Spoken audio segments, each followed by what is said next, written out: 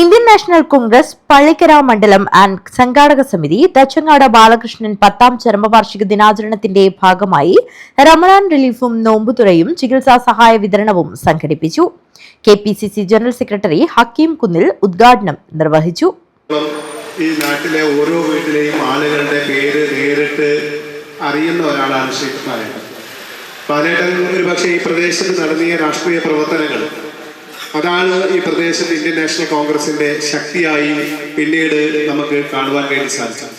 ഇവിടെയും തൊട്ടപ്പുറത്തുള്ള പ്രദേശത്തും അതുപോലെ തന്നെ കിഴക്കേക്കര ഉൾപ്പെടുന്ന തൊട്ടി പ്രദേശങ്ങളിലൊക്കെ പ്രിയങ്കരനായ ശ്രീ ബാലേട്ടൻ നടത്തിയിട്ടുള്ള ജീവകാരുണ്യ പ്രവർത്തനങ്ങളും രാഷ്ട്രീയ പ്രവർത്തനവും ഈ പ്രദേശത്ത് ഐക്യജനാധിപത്യ മുന്നണിക്ക് വലിയ തോതിൽ വേരോട്ടം നടത്തി മുന്നോട്ട് പോകുന്നതിന് വേണ്ടി സാധിച്ചിട്ടുണ്ട്, സഹായിച്ചിട്ടുണ്ട് എന്ന് ഞാൻ അവസരത്തിൽ വളരെ നന്ദിപൂർവ്വം അദ്ദേഹത്തെ സ്മരിച്ചുകൊണ്ട് പറയുവാൻ വേണ്ടി ആഗ്രഹിക്കുന്നു.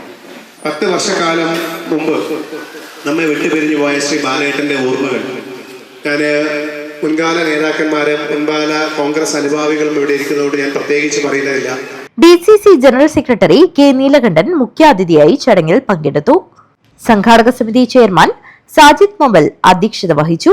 കുഞ്ഞമ്പൂ നമ്പ്യാർ, അബ്ബാസ് തെക്കുപുറം, മുനീർ തമന്ന, അജേഷ് പള്ളിക്കര, ചന്തുക്കുട്ടി പൊഴുതല, അഹമ്മദ് പൂച്ചക്കാട്, CH മധു എന്നിവർ സംസാരിച്ചു.